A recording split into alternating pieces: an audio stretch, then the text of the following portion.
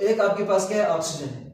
इसी तरह से यहां पर देखें 1 2 3 कार्बन C3, 3 और 3 6 हाइड्रोजन तो H6, एक ऑक्सीजन तो आपके पास C3H6O। दोनों का मॉलिक्यूलर फॉर्मूला क्या आ रहा है, सेम।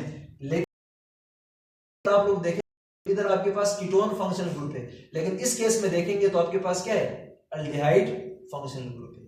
तो इस केस में जो आपके पास नेचर ऑफ फंक्शनल ग्रुप है ना वो डिफरेंट है, तो इसको हम क्या बोलेंगे फिर, फंक्शनल ग्रुप आइसोमेरिज्म बोलेंगे। क्या बोलेंगे, फंक्शनल ग्रुप आइसोमेरिज्म। इसके अलावा जो लास्ट टाइप है जो आज हम पढ़ेंगे वो आपके पास है मेटामेरिज्म, ठीक है ना, या मेटामर्स। वो आपके पास क्या है, मेटामर्स।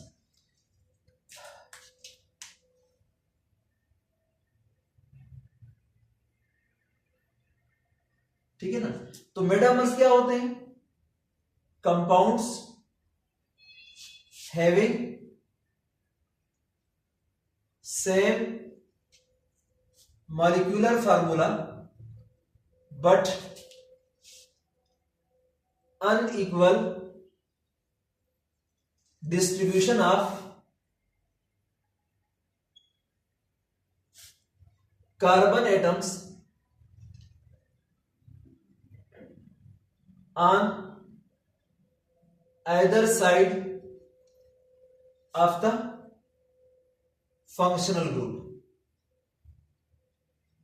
इधर आपके पास फंक्शनल ग्रुप के दोनों साइड पर जो कार्बन की अरेंजमेंट है वो आपके पास अनइक्वल होगी। तो इस तरह के आइसोमर को हम क्या बोलते हैं, मेटामर्स बोलते हैं, और इस फिनोमेना को हम क्या बोलते हैं, मेटामेरिज्म बोलते हैं। इस फिनोमेना को हम क्या बोलते हैं, मेटामेरिज्म बोलते हैं।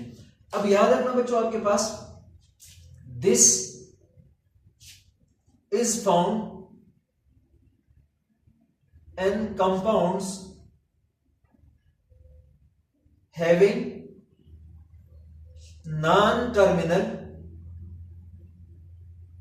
functional group।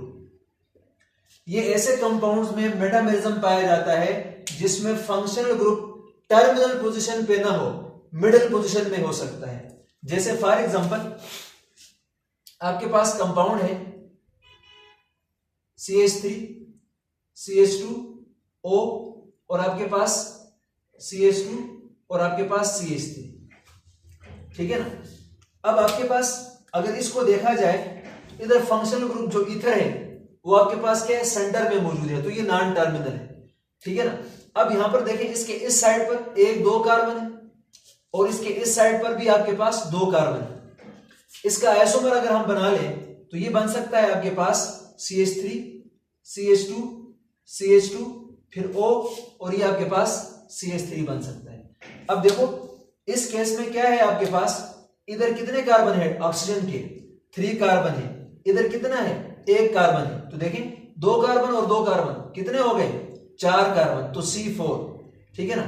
फिर आपके पास क्या है, 5 हाइड्रोजन, 6 7 हाइड्रोजन और 3 10, तो C4 आपके पास H10 और साथ में एक ऑक्सीजन है, तो C4H10O।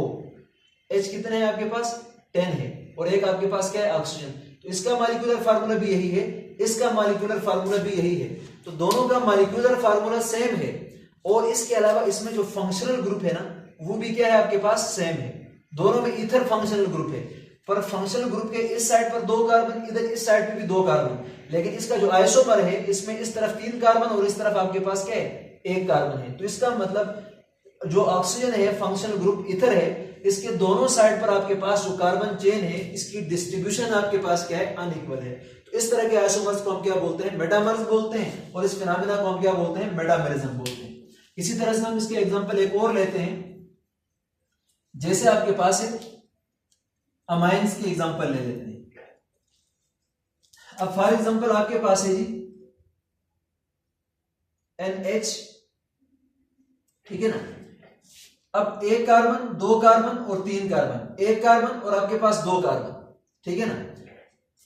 इसी तरह से आपके पास एक और लगा लेते हैं, इधर भी हम लगा देते हैं कार्बन को, तो 3 कार्बन हो जाएंगे।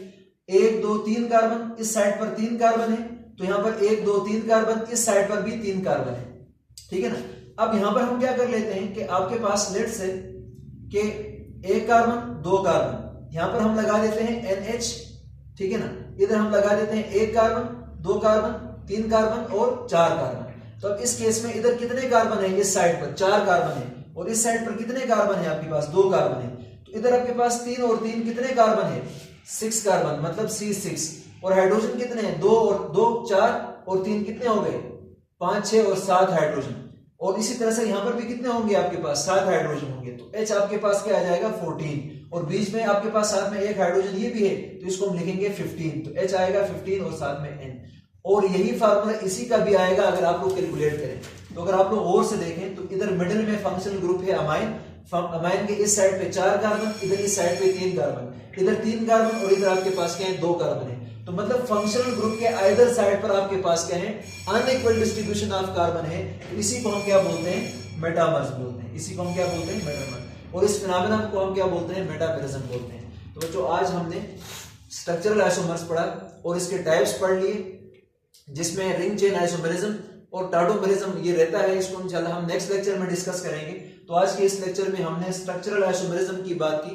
तो स्ट्रक्चरल आइसोमेरिज्म एक ऐसा आइसोमेरिज्म है जिसमें आपके पास स्ट्रक्चर डिफरेंट होता है, मॉलिक्यूलर फार्मूला सेम होता है, जो आयोपिक नेम है वो डिफरेंट होता है, फिजिकल केमिकल प्रॉपर्टीज क्या होती हैं, डिफरेंट होती है। तो इसको हम क्या बोलते हैं, स्ट्रक्चरल आइसोमर बोलते हैं। तो टाइप्स की हमने बात की, पहले चेन आइसोमर था जिसमें आपके पास कार्बन की चेन लेंथ डिफरेंट थी। फिर उसके बाद हमने देखा कि आपके पास पोजीशन आइसोमर है जिसमें कार्बन की चेन लेंथ तो सेम है, लेकिन जो पोजीशन ऑफ सब्स्टिट्यूएंट है या फंक्शनल ग्रुप है वो डिफरेंट था। फिर अगले हमने फंक्शनल ग्रुप आइसोमेरिज्म पढ़ा जिसमें जो फंक्शनल ग्रुप है उसका नेचर ही चेंज है, मॉलिक्यूलर फार्मूला सेम था, तो उसको हमने फंक्शनल ग्रुप आइसोमेरिज्म कहा।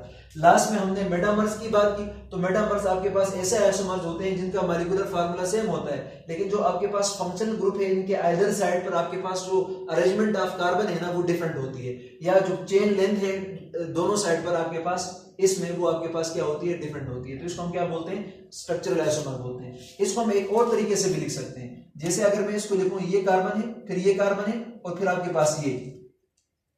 अब यहां पर मैं लगा लूं NH और इधर आपके पास 1 2 3 और यहां पर मैं लगा लूं कार्बन और फिर आपके पास ये कार्बन हो, तो आपके पास फिर ये वाला कार्बन हो।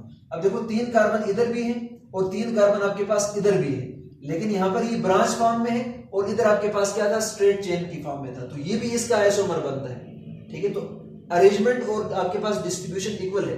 अब यहां से आप लोग और से देखना कि कहीं पर मैंने अभी भी आपको कहा था कि कहीं पर आपके पास एक कंपाउंड डिफरेंट किस्म के आइसोमर शो करता है, जिसमें पोजीशन भी है, चेन भी है या मेटामर्स भी है। स्पेशली मेटामर्स की केस में ये बात आती है। तो इसके लिए एक प्रायोरिटी ऑर्डर है RTFMCP, मतलब सबसे पहले R है, फिर आपके पास टॉटोमेरिज्म है, फिर आपके पास फंक्शनल ग्रुप आइसोमेरिज्म है, फिर मेटामेरिज्म है, फिर चेन आइसोमर है, और सबसे आखिर में प्रायोरिटी ऑर्डर में आपके पास क्या है, पोजीशन आइसोमर है। मतलब रिंग चेन को सबसे पहले प्रेफरेंस मिलेगी, फिर आपके पास टॉटोमेरिज्म, फिर आपके पास फंक्शनल ग्रुप आइसोमेरिज्म, फिर आपके पास मेटामेरिज्म, फिर आपके पास चेन आइसोमेरिज्म, फिर पोजीशनल आइसोमेरिज्म। तो इस हिसाब से फिर आपने इस आइसोमर को नाम देना है कि अगर एक कंपाउंड मतलब ज्यादा टाइप के आइसोमर शो करता है जहां पर कंफ्यूजन है, तो इस केस में आप लोग इस प्रायोरिटी ऑर्डर को फॉलो करेंगे। तो बच्चों आप लोगों ने शुरू से लेकर एंड तक जरूर देखना है और एक एक पॉइंट को नोट करना है। Thank you very much.